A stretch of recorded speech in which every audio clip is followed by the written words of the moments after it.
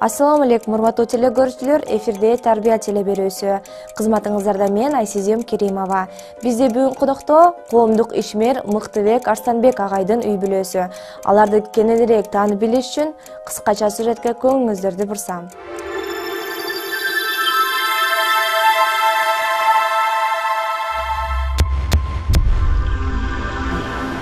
Ак шешепке уруп сени кичинеңден баккан ким? Uyku көрбөй uzun түндө таптап сени жаткан ким? Ыр табышмак үйрөтүп, көңүлүңдү ачкан ким? Ким? Бул атасы. Үйдө атам дейсиң го? Бисмиллахиррахманиррахим. Ар бир нерсенин чөйрөсү бар да. Балыктын чөйрөсү суу. Hayvanаттын чөйрөсү токой. Адамдын чөйрөсү үй бүлө. Адам үй бүлөдө жашай турган болуп жаратылган да, анын жашоосу, күнүмдүк кажеттери үй бүлөдө бүтөт. Анан үй бүлөдөн коомго чыгат. Үй бүлөнүн чөйрөсү жана коомго чыгаруучу бир мындай айтканда аянт да. Үй бүлөдөн калыптанып, анан коомго чыгат, кайра үй бүлө, кайра коом. Үй бүлө менен коом тыгыз байланышкан. Эгер адам үй бүлөсүндө тарбиясы туура болсо, анын коомдогу иши да туура болот. Эгер анын үй бүлөдөгү калыптануусу туура эмес болсо, коомдо да жүрүшү туура эмес. Бирок коомдо кандайдыр бир негизде тарбиялайт адамды. Бирок негизги тарбия, калыптануу үй бүлөдө башталат. Тарбия, мен түшүнгөндө, бул Раббыга, Аллах субхану ва таалага даярдоо. Калыптоо адамды. Адамды Раббысынын пендеси экендигин түшүндүрүп, жана Раббысынын эрежеси менен жашоого даярдоо. Тамак жегенде, мамиледе, башкарууда, башкарылууда, турмуш курууда, койчу иш кылып 24 сааттык иште жашоодо эмне гана болбосун, Аллахынын, Раббысынын эрежеси менен жашоого даярдоо. Муногу нерсени Аллах эмне деди, муногу нерсени уруксат бердиби, муногу нерсеге тыюу салдыбы? Ушул нерсе менен калыптоо адам, ошону тарбияда билебиз. Бүгүн коомдогу чоң проблема бул эркектердин кыздарга кылган мамилеси. Аталардын кыздарына кылган мамилеси. Чоң проблема. Аталар кыздарын карабай койду. Аялдарын карамак түгүл, кыздарына да карабай койду. Үйдө уулдар үйдү өрттөсө өрттөбөйсүн, бирок кыздарды тарынтпа. Кыздарды барды караш керек. Ата да, уулдар да. Тилекке каршы бүгүн биздин кыздарыбыз көчөдө жүрөт, эмне жеп атат, эмне ичип атат, кайсы жакта жүрөт, ким менен достошуп атат. Муну аталар карабай койду. Менимче бүгүнкү чоң проблема ушунда. Кыздарды караш керек бүгүн. Бүгүн кыздарга тамактын асылын бериш керек. Кийимдин жакшысын кийдириш керек. Жакшы кийим бул кымбат кийим эмес. Балким кымбат болсо болор, бирок жакшы кийим кыздын абийирин коргогон кийим. Кыздын абийири корголуш керек. И кыздын жайлануусун ойлош керек. Бүгүн аталар кыздарын жайлабай калды. Өзү бирөөгө тийсе тиет, тийбесе жок. Окуйм деп кеткен ошол бойдон Кудай билет эмне болуп жүрөт. Аталар бүгүн кыздардын жайлануусун да караш керек. Бул чоң проблема.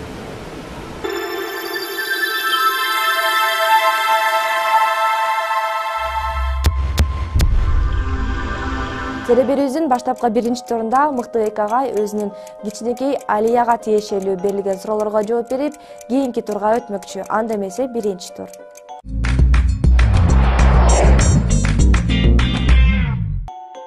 Кызыңыздын аты эмнени түшүндүрөт жана ким койгон? Мен койгом. Аллах субхану ва тааланын атынан алынган. Али, жогорку, высший. Али деп айтылат дейм, жогорку. Менин атымды атам Алия деп койгон. Кызыңыз канча жашта? Мен балдарым туулган күндөрүн билбейм, чынын айтам. Ата-энемдикин гана билем, балдарымдыкын билбейм. Мен азыр 6 жаштамын. Кызыңыздын алгачкы жаттаган ири? Көп ырларды айтат.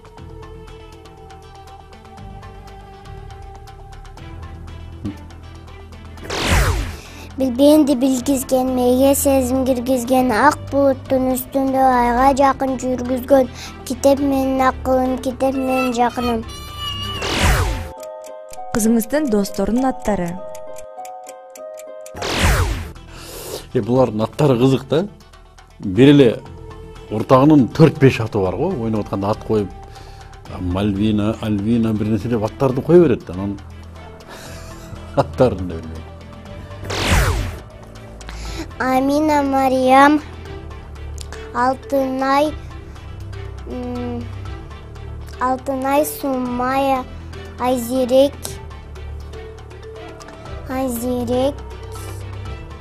дагы бир Сумая, Камила, Ыкыбал, Раяна, Касиет,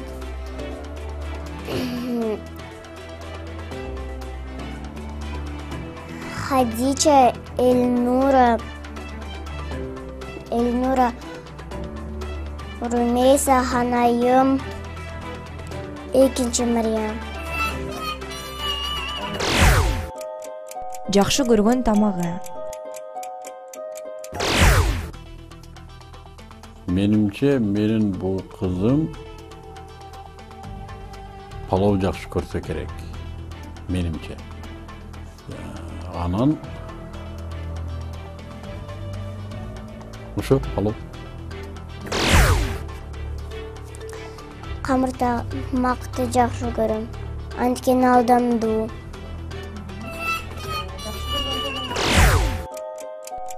Жакшы көргөн жомогу?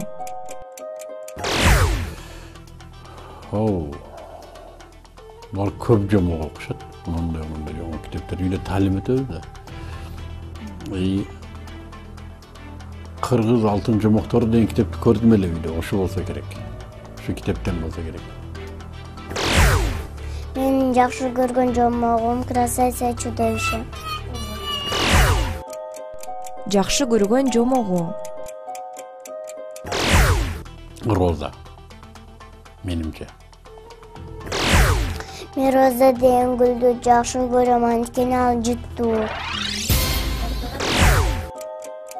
Кызыңыздын жактырган балмуздагы? Шинлайн. Мен жакшы көргөн мороженое бочка. Жактырган жаныбары? Үйдө мышык бар. Ал мышык быйыл 12-13-кө чыгып калды. Анан булар нежеси болот да. Жеңет деп күлөбүз. Анан ойнойт ошо мышык менен. Ал мышыгыбыз чындап эле биздин үйдүн бир мүчөсү катары эсептелет да. Биздин окугун талап кылат кадимкидей. Биз менен столдо отуруп жегиси келет. Мен жактырган жаныбарым мышык, анткени ал чычкан кармайт. Жакшы көргөн мультфильми? Жакшы көргөн мультфильми Аладдин же Саладин. Мен жакшы көргөн мультфильмим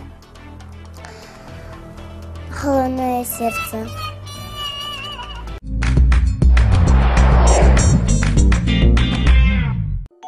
Телеберүүбүздүн биринчи турунун жыйынтыгында Мыктыбек мырза кичинекей Алияга тиешелүү суроолорго жооп берип, берилген 10 суроонун ичинен 6 жоопду алып келбей 4 упайга ээ болууда.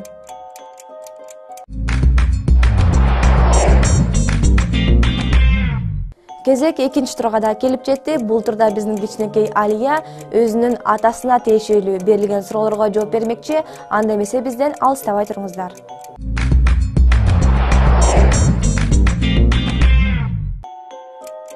Атаң канча жашта? Менин атам 49 жашта. Атаң сени Мен быйыл сентябрда 49-га чыктым. 7-сентябрь. Атаң сени кандай сөздөр менен урушат? Атам мени урушпайт. Атагынаңдын кулагы деген сөз бар бизде. Анан мен мындай бир особый деле сөз жок. Мен кыздарды урушпайм өзүм негизи. Негизи урушпайм. Урушпасам керек. Бирок апасына табыштайм. Мындай кылсын, мындай кылсын. Ошон үчүн кандайдыр бир сөз эсимде жок. Атаң кайсы спорт менен машыгат?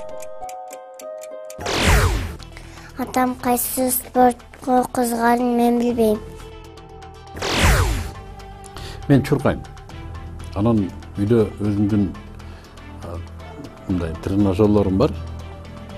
Эртең менен турганда мындай дененин немесин жазганга, денени ойготконго машыгат. Мындай өзгөчө бир спорт менен азыраак убакыт деле жок. Бирок канча-мынча жана таш чоюндарды көтөрүп коебуз.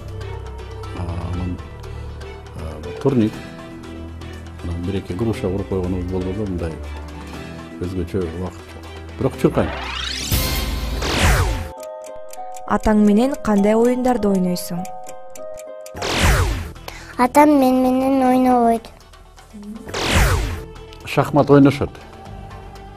Тыюу сала элекмин. Анан шахмат доскасында ар кандай оюндар ойнойт эми. Чертмей. Негизи биз айылдабыз да. Чындап айтканда оюнга убакыт деле жок өзү.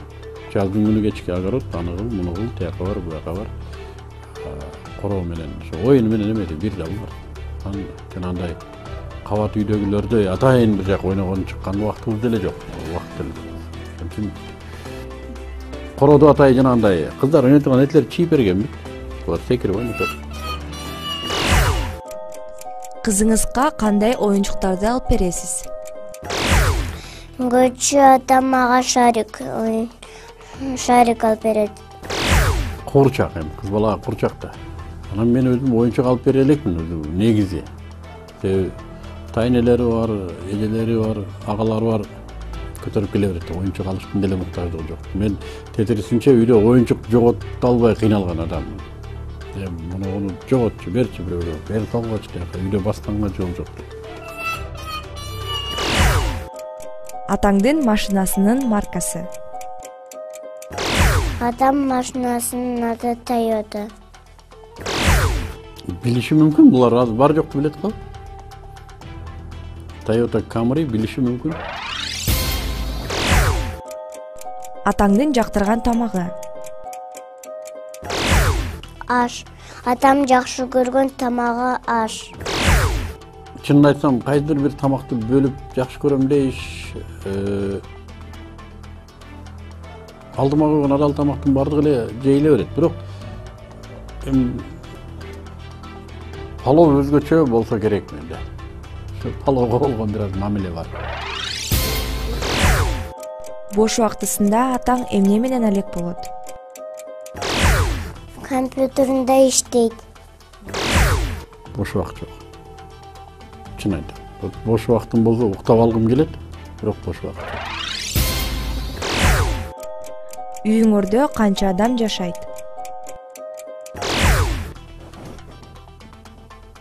Балдарымдын энеси бар, Канбото, Эрмамат, Жибек айым, Ясмин, Алия, анан мен, анан Мышык. Анан койлор бар, бир канча тооктор бар. Бардык үй бүлө мүчөсү эсептелет. Биздин үйүбүздө 7 адам жашайт. Апам, атам, улуу байкем, кичүү байкем, улуу эжем, ортончо эжем мен. Атаң сени кандай сөздөр менен эркелетет? Ар кандай сөздөр менен эркелетет. Тамагочи кукунай. Кичинекей болчу да. Илгери япондордун оюнчу бар болчу, тамагочи деген. электронный эле. Тамак берсе семирип чоңойгонан кийин күндө электронный бир убакта өзү. Тамак бербесең өлүп калат. Анан бул төрөлгөндө кичинекей төрөлдү өзү. Тамагочи деп. Негизи эркелеткен аттары бар. Мени мага жаккан тамагочи. Негизи да шыпылдаган кичинекей эле бирок аябай чоң амбициядагы кыз да. Чоң адамды кичине кылып койгон.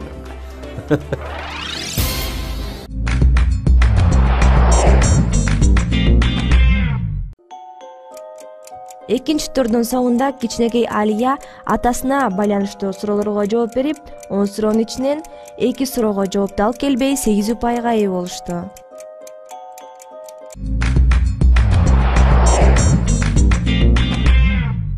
Кезек 3-чү турга да келип жетти. Бул турда биздин каармандарыбыз дин жаатында жана тарбия иретинде суроолорго жооп беришмекчи. Анда эмесе бизден алыстабай туруңуздар. Кызыктын баары алдыда.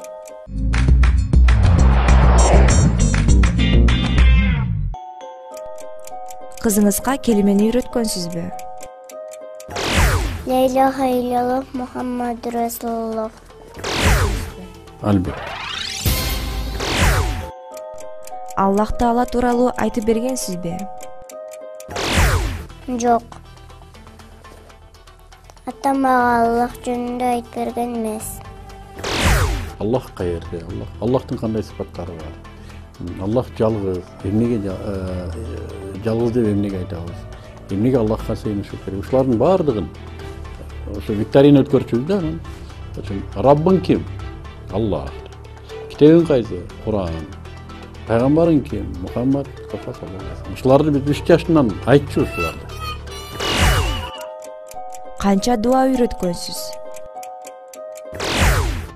Бисмиллахир-рахманир-рахим. Бисмиллахи ва баракатиллахи. Булар көп эле дуа жаттаса керек үйдө. Мен китептерден көрсөтүп берем да, мына дуаларды жаттагыла деп. Анан ушу маснун дуалардан көп эле жаттаса керек. Кызыңыз кандай сүннөттөрдү аткарат? Эжемен жакшылык кылам, оң кол менен тамак жейм, оң кол менен жазам, оң кол менен бүт нерсени кылам. Саламдашат. Ассаламу алейкум. Алейкум салам. Шүкүр болсун. Алхамдулилlah дезе. Ярхамукулла. Суу ичкенде отуруп ичет. Бисмиллахиррахманиррахим. Туруп атканда дуа кылып турат. Таратты медреседе үйрөтсө керек. Анан жабык жүрүшөт. Кичине болгондо. Пайгамбарыбызды тааныйбы? Мухаммед саллаллаху алейхи вассалам анткен Аллахтын элчиси. Тааныйт. Канча сүрө үйрөткөнсүз? Азбиллахи минашайтанирраджим. Бисмиллахир-рахманир-рахим. Алхамдулиллахи раббил аламин. Ар-рахманир-рахим. Малики йомиддин. Өзү бала кезинен, мен кичине кезинен ошо 4-5 жаштан бери 4-5 сүрө жаттатканбыз. Мен өзүм жаттаткам. Бирок айтканы келгенде өзү айта албай кыйналат да, эмнегедир. Бала мындай бала эме кылабы? Же дитин койбойбу? Балалык кылып алаксып калабы? Жана сурасам 1-2 эле сүрө билем деп айтты да. Анан таң калдым. Бирок биз көп эле жаттатканбыз. Куранда биринчи кайсы сүрө экенин айткансызбы? Куранда биринчи сүрө Фатиха. Билет. Намаздын ачкычы эмне? Намаздын ачкычы дарат. Дарат. Мусулмандарды намазга кантип чакырабыз? Азан менен. Мусулмандарды намазга азан менен чакырабыз. Атаңыз ага китеп окуп береби? Жок. Сөзсүз. Китеп окуйбу. Өзгөчө күндө талим үйдө.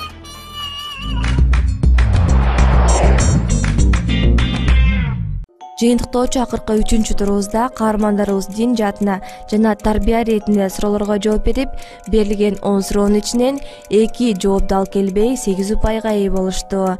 Жалпы 3 турдо эсептегенде каармандарыбыз берилген 30 суроонун ичинен 10 жооп дал келбей 20 упайга ээ болушту. Каармандарыбызды куттуктайбыз.